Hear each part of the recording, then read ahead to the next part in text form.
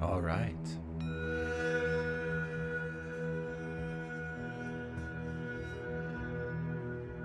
Are you ready?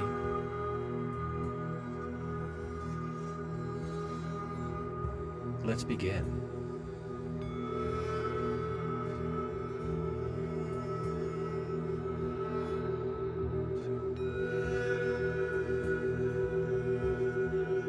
As you sit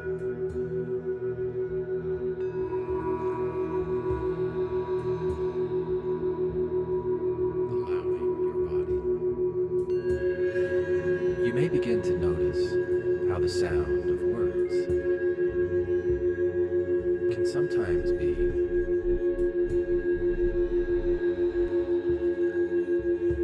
less important than the sound of words, the spaces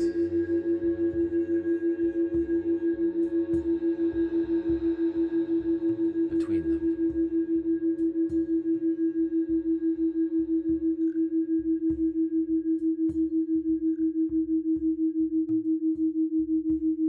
This meditation follows a Fibonacci-inspired sequence.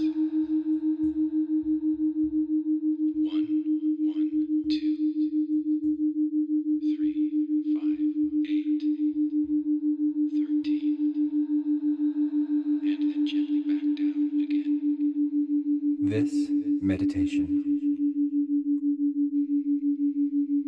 Each of these segments marks a shift, has been designed a subtle change in the brain waves, guiding you between theta and delta. to oscillate The realms of drifting clarity and deep restorative stillness. between delta and theta brain wave states, I created this meditation for myself because I had an idea. using singing bowls And I wanted to feel what it might do to deepen relaxation. inside me. You don't need And I found to focus. that I liked it. Guide awareness inward, even if your mind I hope you find your own experience here.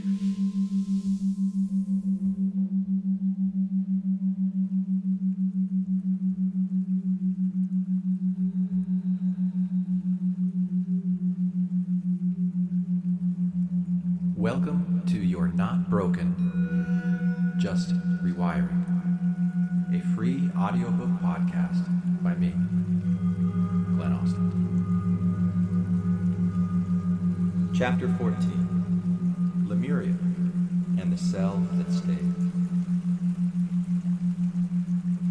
Welcome to You're Not Broken, Just Rewiring, a free audiobook podcast. Is it just me? Or does your body remember something your mind forgot? Chapter 14, Not a memory you can name, and the cell. but a rhythm, a resonance, something soft and ancient humming just beneath the thoughts.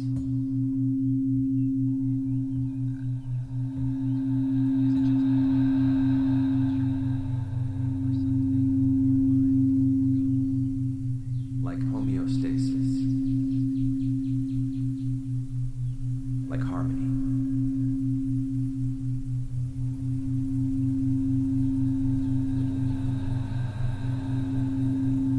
Like the quiet conversation inside your body, between liver and lung, skin and stomach, without a single word spoken.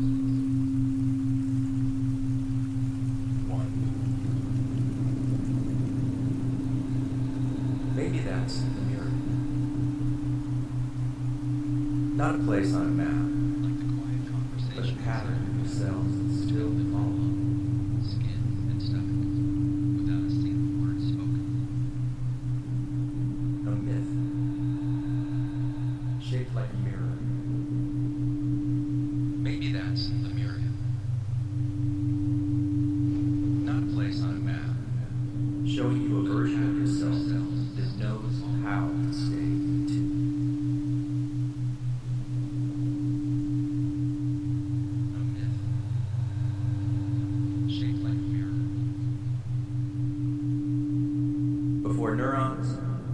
stories, before the ego learned to name itself, there was river.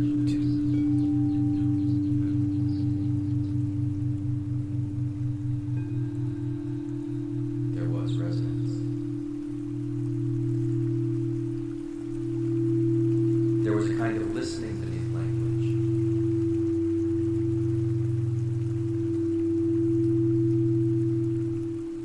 A coherence that lived in the quiet communion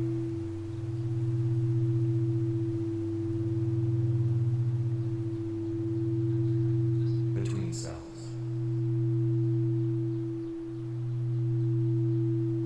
In this chapter, we explore the myth of Lemuria,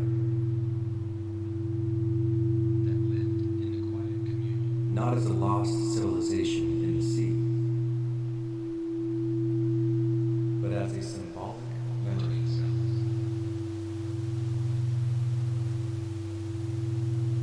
In this chapter, we explore embedded in your fascia, the breath, not as a lost civilization in the sea, but as a symbolic memory. We'll begin by tracing the esoteric accounts of Lemuria through the voices of Rudolf Steiner, James Churchward, the Mount Shasta Channelers, and the raw material. Then we'll map those symbolic templates onto the scientific story of life before the neuron, focusing on the emergence of the cell membrane, mitochondrial symbiosis,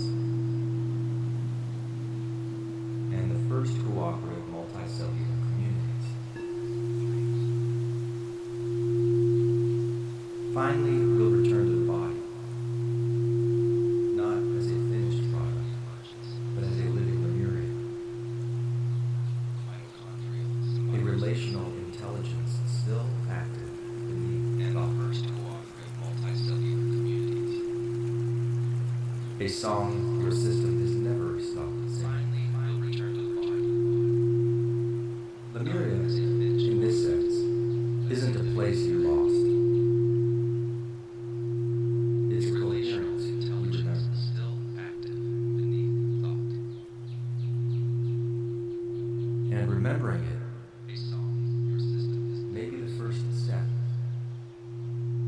in learning how to stay.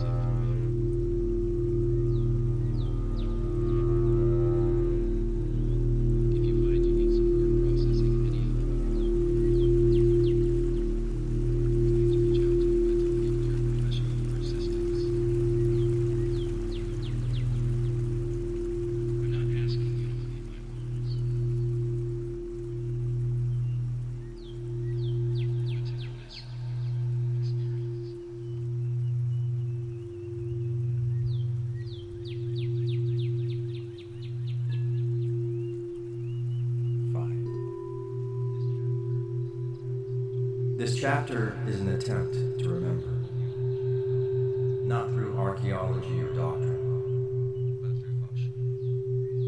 but through function. Through the felt sense that something inside you still knows how to listen.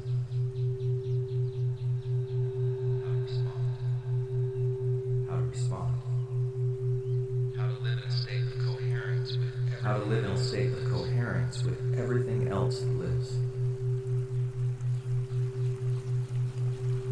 You won't find coordinates or fossils here. You won't find coordinates or fossils here. You'll find metaphors, mirrors, archetypes encoded in the breath.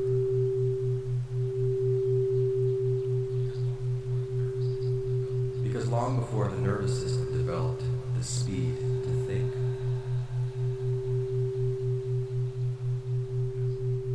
it developed the capacity to feel.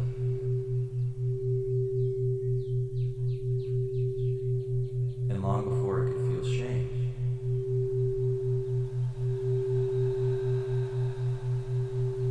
it felt resonance. Headphones are required.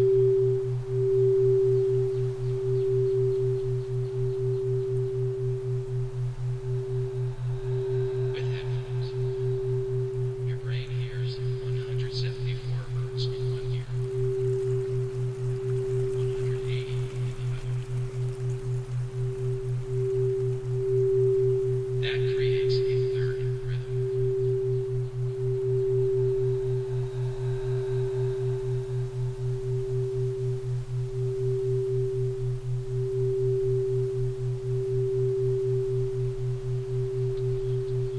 Research shows that they arrange binaural beats may support relaxation,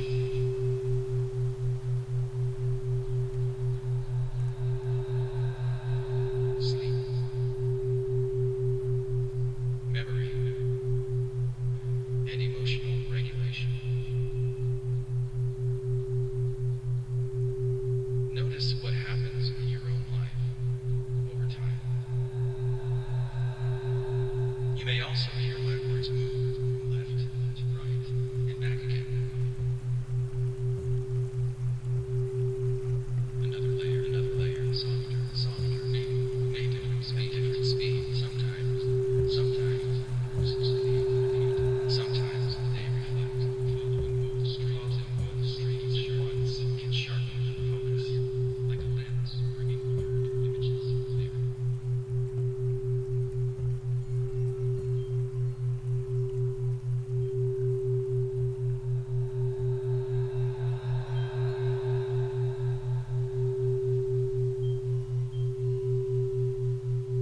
This podcast is a 28-day journey at least.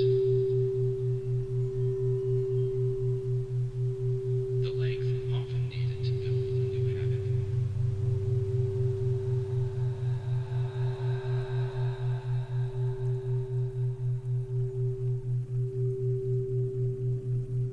Beyond the steady binaural hum, beyond you'll hear layers of tones, textures, layers of subtle effects, textures, This is not only meditation, it is sound art. A shifting sculpture, and texture, like a kaleidoscope, patterns, like a Rorschach ink blot.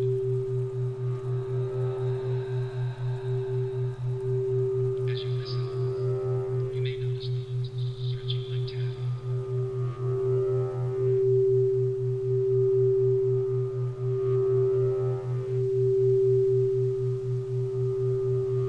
Act 1. Lemuria as the echo of coherence.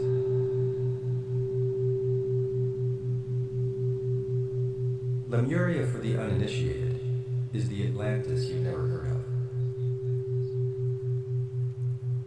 The name was coined in the 19th century, not by mystics, but by zoologists. Scientists puzzled by the appearance of lemur fossils in both Madagascar and India, but not Africa, proposed a lost landmass, bridging the Indian Ocean. They called it Lemuria.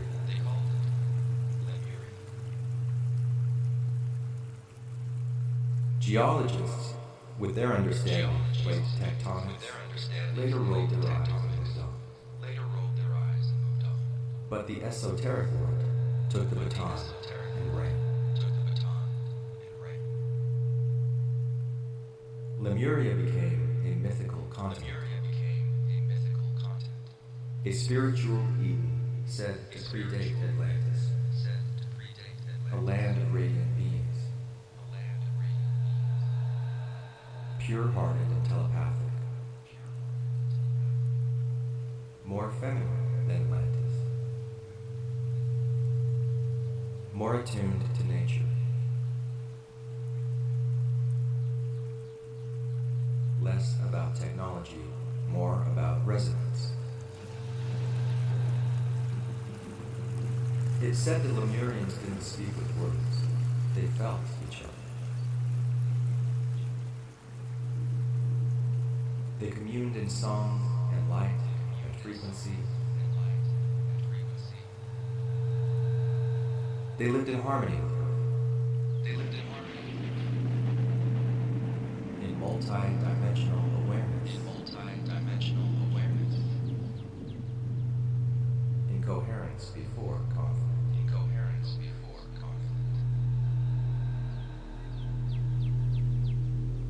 The idea of Lemuria took on esoteric life through the work of Helena Petrovna Blavatsky, a Russian mystic and co-founder of the Theosophical Society in 1875. Writing in The Secret Doctrine, 1888, Blavatsky outlined a sweeping cosmology of human evolution divided into 7 root races.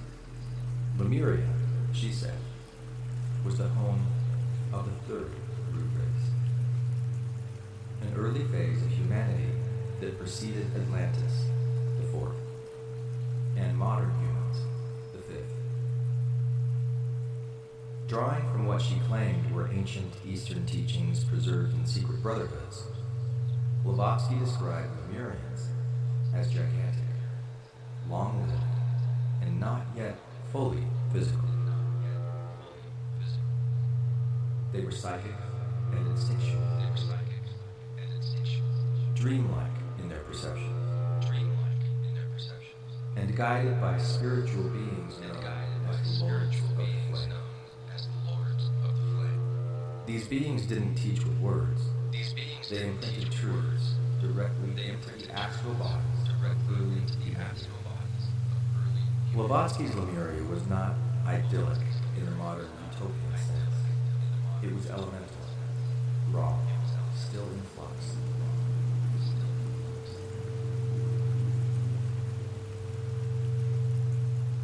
Her vision was shaped by the 19th century fascination with evolution, but also with occult hierarchy. The Lemurians, she claimed, reproduced through budding and egg laying until the sexes divided and sexuality emerged. An evolutionary event that triggered a descent into denser form and eventually into karmic struggle. As thought, will, and individuality arose, the group mind of Lemuria fractured, and so began the slow drift toward Atlantis, where mind eclipsed instinct and the battle for polarity began. Decades later, Rudolf Steiner, an Austrian philosopher and spiritual teacher who broke from theosophy to found anthroposophy, expanded on these themes. In lectures given between 1904 and 1924, Steiner described Lemuria as an epoch where humanity existed in a state of pre-personal will. Lemurians, in Steiner's view, didn't act out of self-interest or thought. They were moved by impressions, instinctual gestures, shaped by the spiritual beings around them.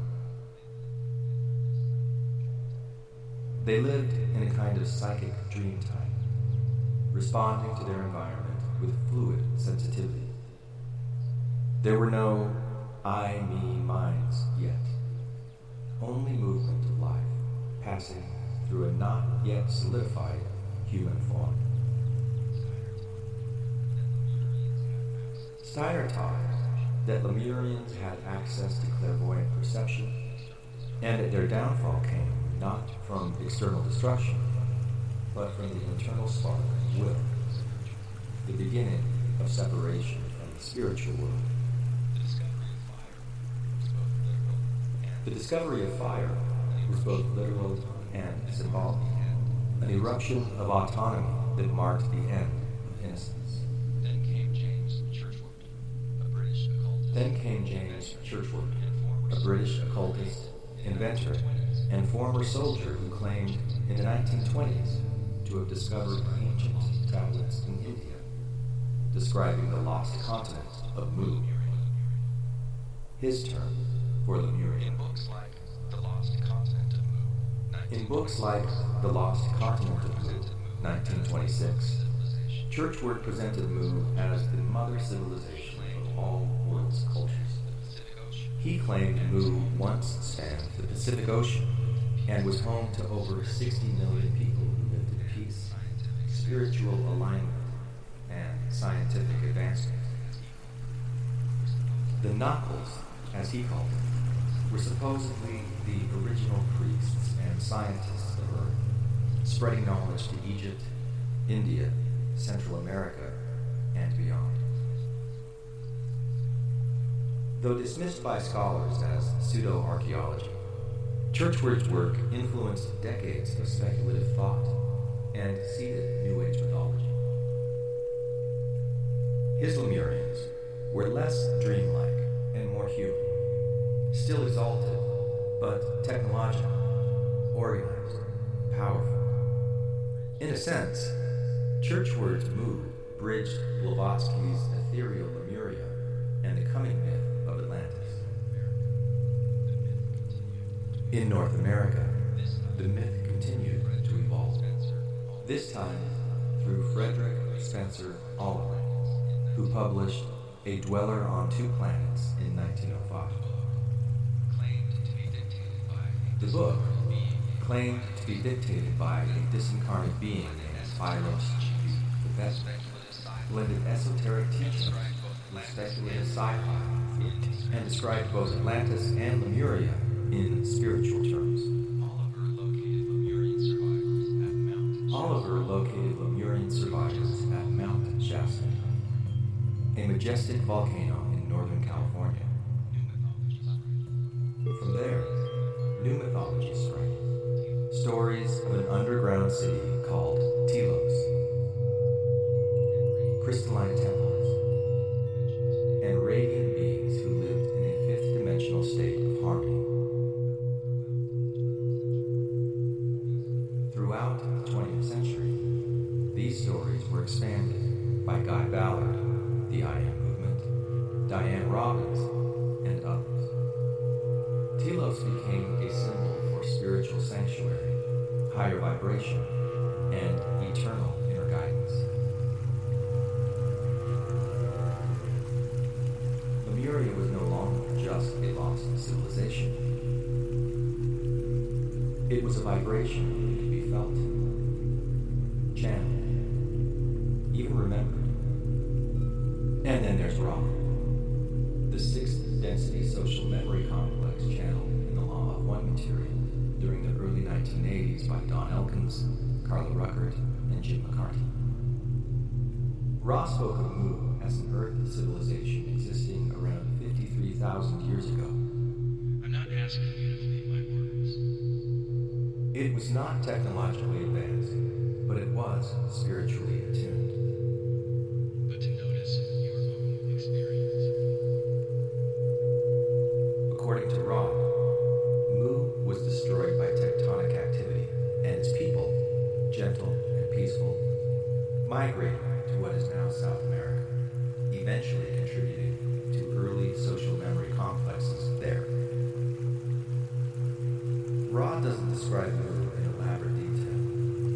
Instead, they position it as one node in a broader planetary curriculum, a lesson in harmony before polarity. A civilization that, while in simple form, lived close to the law of one. So we are left with a chorus of voices. Helena Blavatsky's third root race, Rudolf Steiner's dreamlike will, James Churchward's techno-spiritual empire, Frederick Oliver's subterranean sanctuary, Raw's social coherence. Each poem tells a different story. Each paints a different face on the same functional memory. And the deeper patterns converge. Life before fragmentation, consciousness before cognition, relationship before identity, coherence before conflict. Viewing it from this fundamental perspective, perhaps Lemuria isn't just a forgotten chapter of planetary history.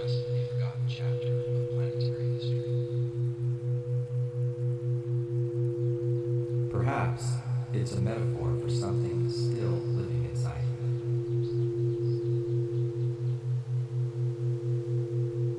A way of being that isn't about retreating from life, but relating to it differently, softly, responsibly, without the need to dominate, name, or explain.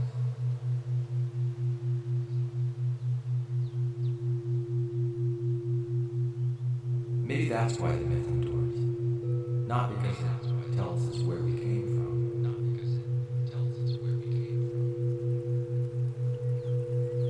but because it reminds us what we still are.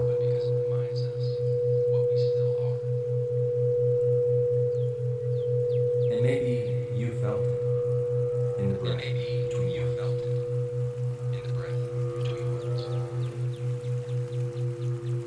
In the moment before reaction. In the whisper that says, say.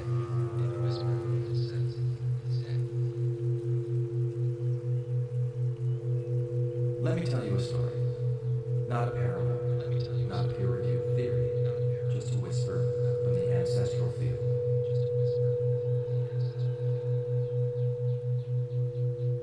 You can call it myth or memory.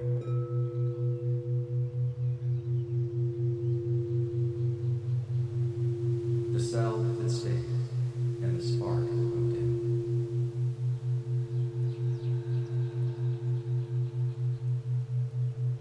Once upon a billion years ago, in a warm little tide pool, lived a cell named Sally.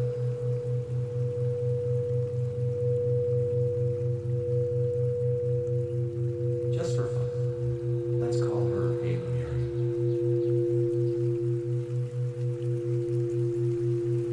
Because that's kind of how things were back then. She wasn't flashy, but she was stable. She had boundaries.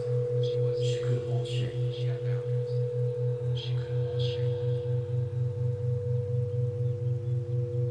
She could sense the world around her. She knew how to say yes, how to say no. She had survived a lot. Her kind always had.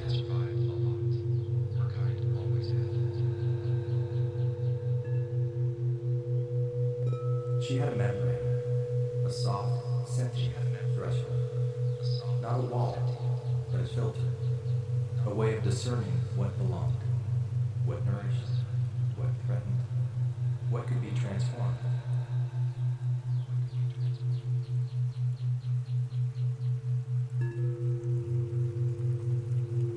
She didn't have a brain.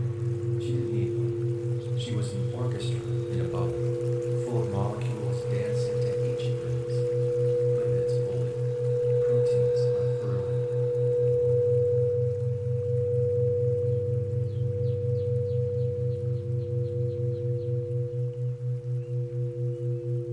Chemical signals pulsing in and out like breath.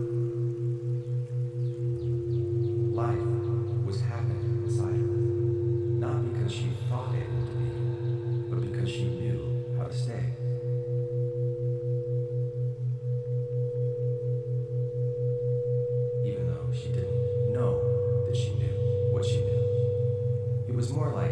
just being than knowing back then.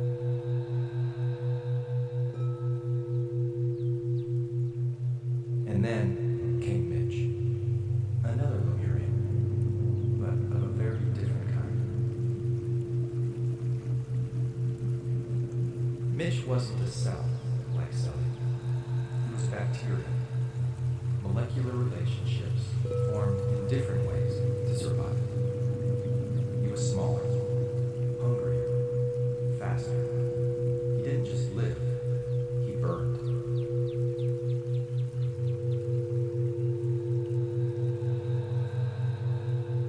He metabolized oxygen in a way that turned danger into fuel. He was intense, chaotic, a spark on legs.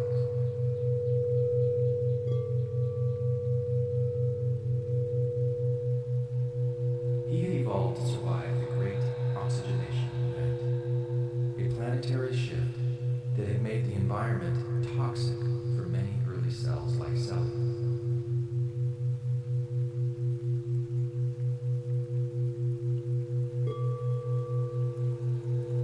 Oxygen, which we now see as life-giving, was once a poison to the early Earth.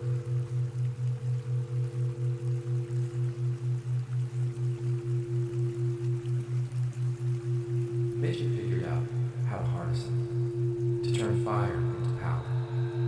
But that power came at a cost. Mitch was unstable on his own. He burned too hot. He had no shelter from the storm.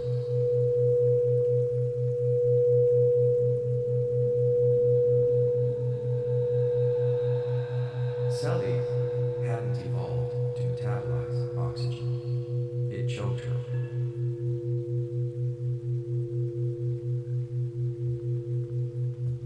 Mitch hadn't evolved for the increasing heat. It dissolved him. This is a podcast designed with sound. Mitch was either going to find a new home or burn out trying. To settle the nervous system. Their kinds rarely got along. Some cells tried to devour the bacteria like Mitch's. Maybe you feel there was no time for this. Some Mitches hijacked cells and replicated until a host burst. Most pairings ended in collapse. Or maybe you remember when you used to feel there wasn't time to sit still. But one cell and one Mitch didn't compete. Yet, when you paused, They related. you discover how good it feels. Instead of fighting, they merged. To give yourself this gift. Not in domination, but in discernment. Sally made space. Her membrane folded inward, not to digest, but to invite. Mitch entered, not as a parasite, not as a prisoner, but as a partner. She offered structure. He offered fire. She gave continuity. He gave transformation. And somehow, in that moment of unlikely agreement, they became something new. That was the birth of mitochondria, a necessary merger before multicellular communities could form. Mitch, the aerobic bacterium, once wild and solitary, found shelter inside Sally's membrane, and together they became the first eukaryotic cell, the ancestor of every animal, every plant, every nervous system that would one day sense and seek and suffer and sing. Your breath, your heartbeat, your thoughts, they're all powered by that ancient yes, that ancestral agreement. You are the descendant of a successful relationship. You are the descendant of a successful relationship. Most pairings didn't work. Millions failed. They survived. But the ones that did work, Now they live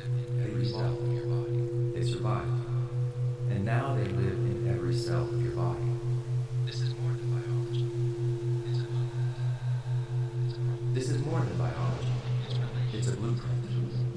It's a prophecy. It's relational intelligence written into the fabric of life. 8.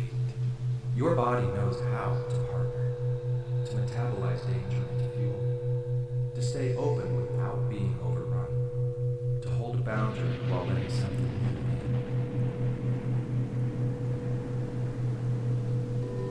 This isn't something to learn. It's something to remember. Sometimes your mind forgets. It overrides. It builds walls where filters would do. It forces harmony where discernment is needed. It floods the system with stories, commands, scripts. But the wisdom of Sully and Mitch is still alive in your mitochondria, in your membranes, in your nervous system, in your relational instincts. Becomes a lab for remembering. Every crisis becomes a lab for remembering. And the real work is Not everything belongs, but some things do. because the self And the real work is learning how to tell the difference. she was wise. Because the self stayed. She wasn't weak. She was wise. Act 2. The science of coherence. Before Act 2. The science of coherence. Before the nervous system. Long before your brain could think, your cells could feel. Before your body evolved neurons, it evolved membranes.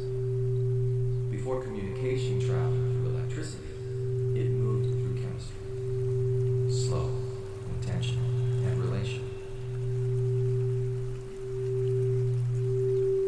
Life did not begin with cognition. It began with contact. The scientific story of your origin doesn't begin with humans or mammals or even multicellular life. It begins in the ocean.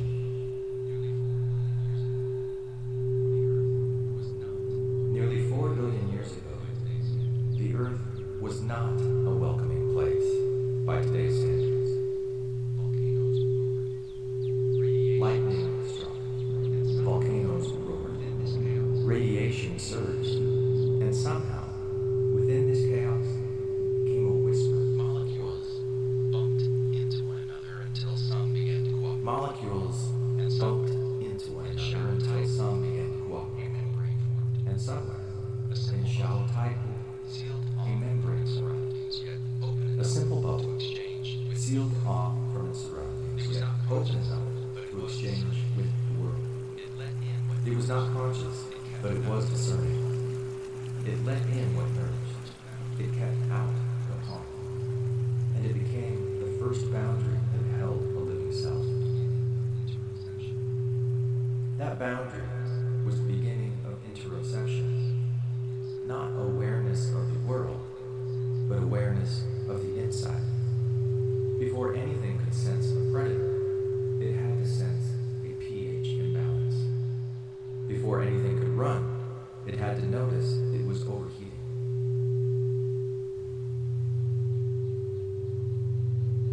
Your earliest ancestors weren't thinkers or even movers. They were sensors. They responded to subtle gradients in salt, heat, acidity. They moved toward what sustained them. They shrank from what threatened their coherence. Then came the great transformation, the endosymbiotic event. As described in the work of microbiologist Lynn Margulis, one single-celled organism, our metaphorical cellular, engulfed another, Mitch, without digesting it. The engulfed cell brought with it a new trick, the ability to metabolize oxygen. This was the first energy partnership. The host gave shelter, the symbiont gave power, the two became one, and that one became the eukaryotic cell, the ancestor of all complex life. From that union came plants, fungi, and animals, but not overnight. We live in a world of constant clamor. For billions of years, Deadly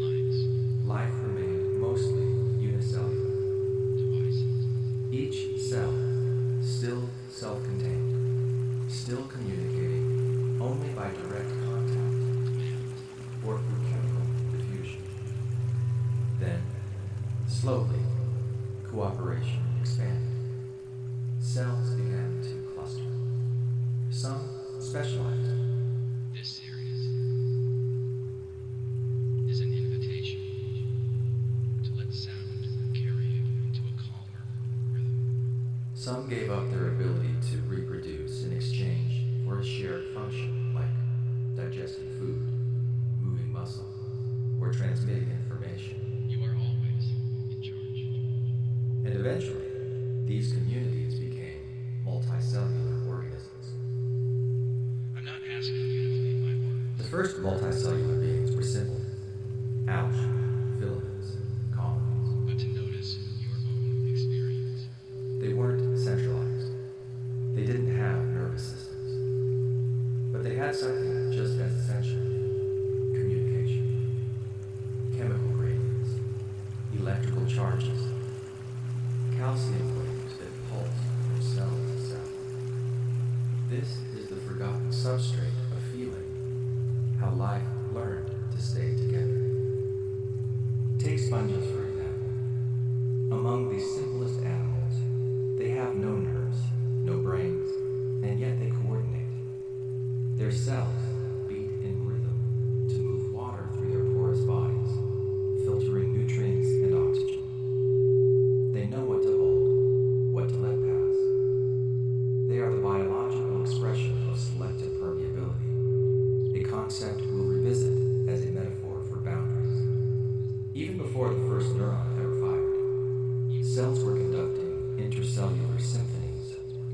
Cilia beat in synchrony. Gap junctions allowed ions to flow between neighbors. Receptors received molecular messages and adjusted accordingly. The body was already a community, long before it was itself. And then, somewhere around 600 million years ago, something extraordinary. A cell developed the ability to generate and transmit an electrical signal down its elongated body. This allowed for faster, longer distance coordination. No longer limited to chemical diffusion, it could now fire messages like lightning. That cell was the first neuron. But we're getting ahead of ourselves. Because here, right here before neurons and brains and minds, is Lemuria. The Lemuria of biology. A time when life coordinated not by controlling, but by resonating. When every signal was a response to the environment, not a command from above. When intelligence wasn't centralized, but distributed. When cooperation wasn't engineered, it was instinctive. Your body remembers this, not as content, but as process. Your heart cells still pulse in rhythm with one another, even outside the body. Your gut still signals the brain before the brain interprets it. Your fascia still holds memory long after the conscious mind has forgotten. This isn't metaphor, it's cellular reality. You are not a top-down system with a brain in charge.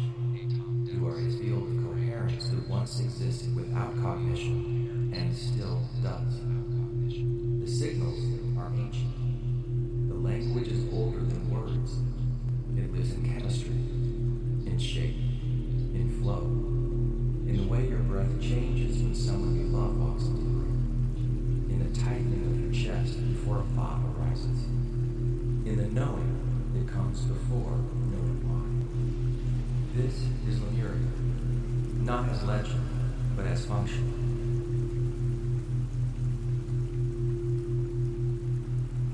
Not a sunken continent, but a living memory, a state of relational intelligence that predates mind. And now that we've remembered it, we can begin to reintegrate it. Act 3. Lemuria as the nervous system remembering itself.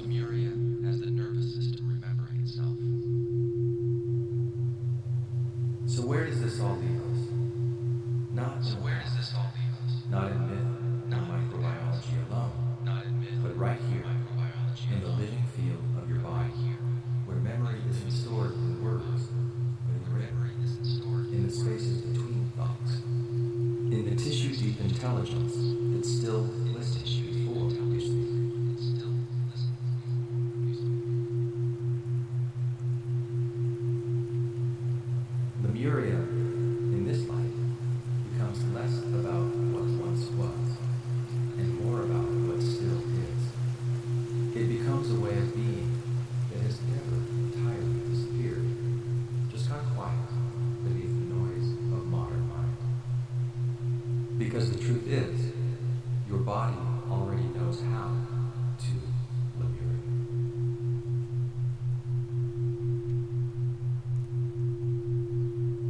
It knows how to move toward coherence, how to listen across systems, how to discern without panic.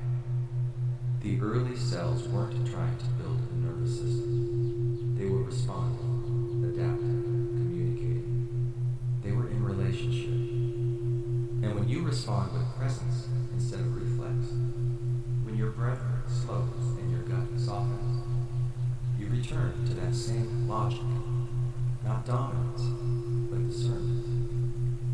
You return to that same ancient state of being.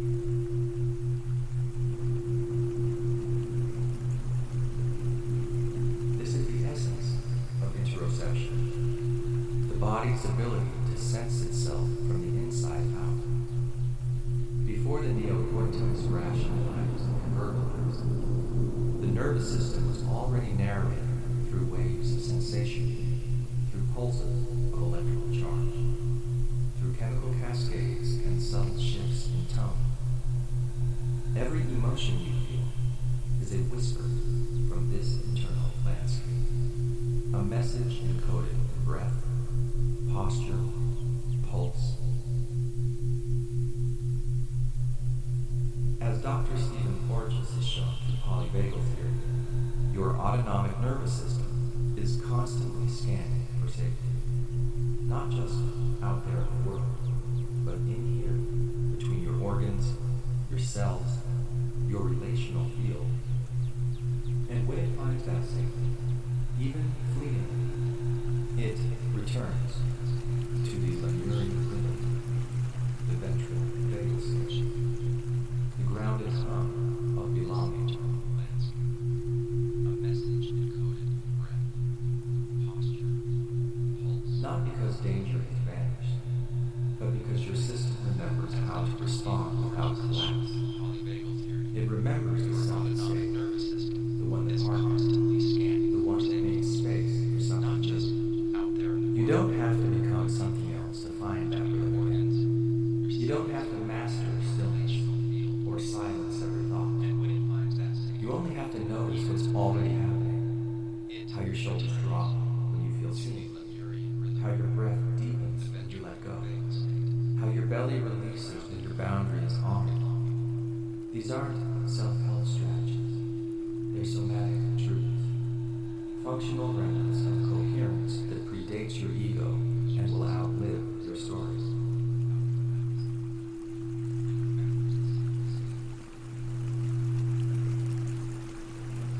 And perhaps that's what the myth of Lemuria really is. A metaphor for the body before the mind took over. A symbolic placeholder for the systems inside you that never stop listening, never stop adjusting, never stop remembering how to stay tuned.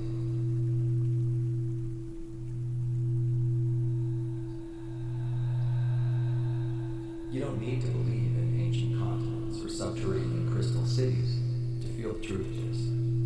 You only need to feel your own body becoming more itself when you stop fighting it, when you stop fleeing from it, when you return to the rhythm that is always there. And perhaps You are not a single self.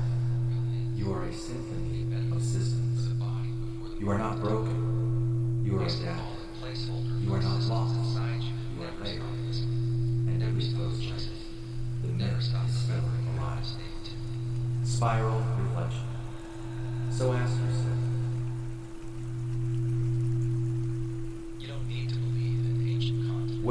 confuse collapse for calm?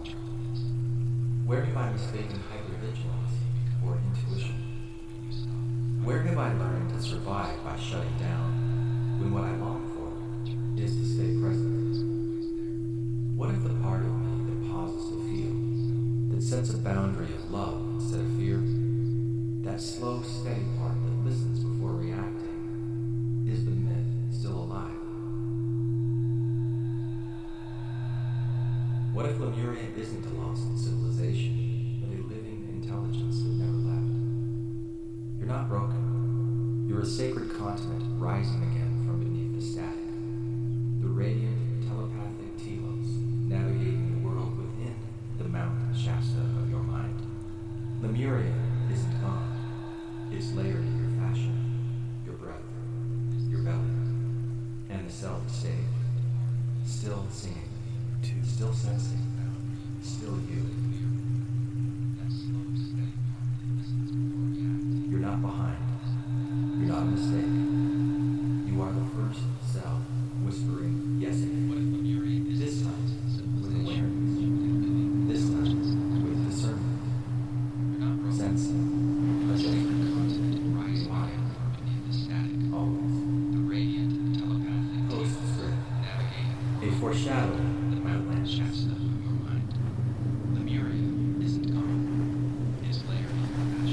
In the myth, Lemuria didn't fall. It faded. It didn't crash. It quieted. Its legacy wasn't ruin, but resonance.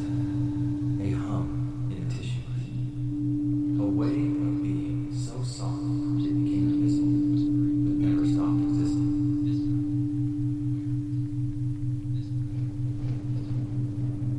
But what happens when that coherence fractures? When the hum is drowned out by the roar of overthinking, overproving, overprotecting. When the mind, brilliant and eager, begins to mistrust the body.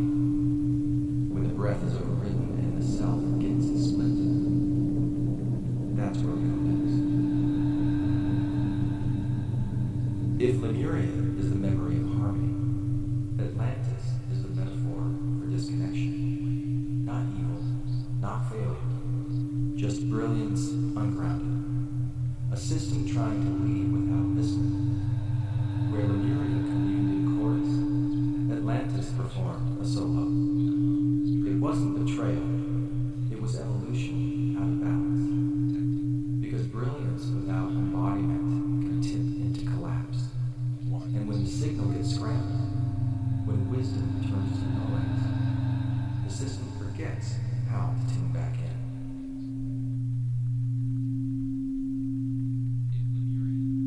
The path forward then isn't more knowing, it's remembering how to feel. In the next chapter, we'll descend into the Atlantean metaphor.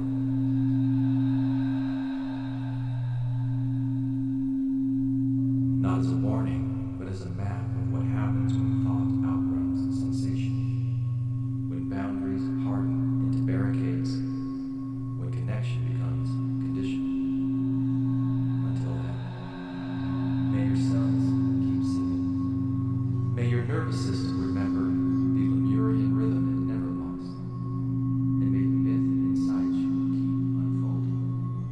Layer by layer, signal by signal, breath by breath. You are